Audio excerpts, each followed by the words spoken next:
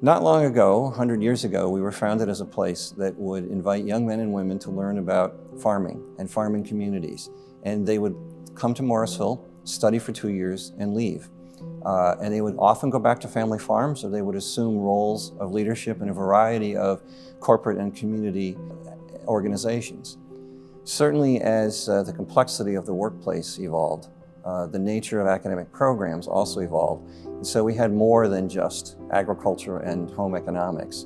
There were specialties aligned with those areas that made sense to the economy and to the institution. So programs in home economics gave way to hospitality and nursing. Programs in agriculture gave way to horticulture and agronomy. The college itself stayed constant in what I call the second era for at least 50 years.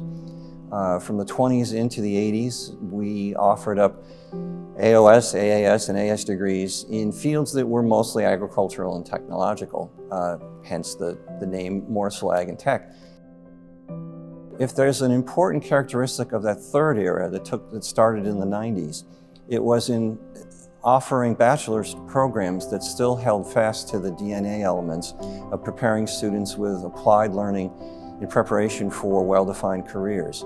So where we had degrees in horticulture, we developed a bachelor's degree in that area. Similarly in dairy and equine, in network administration and software development. We are advancing as part of the fourth era, a new program, a graduate program in food and agribusiness. Every campus, every college, every mission of every educational institution has to evolve to become embedded in the fabric of what their region and their states need.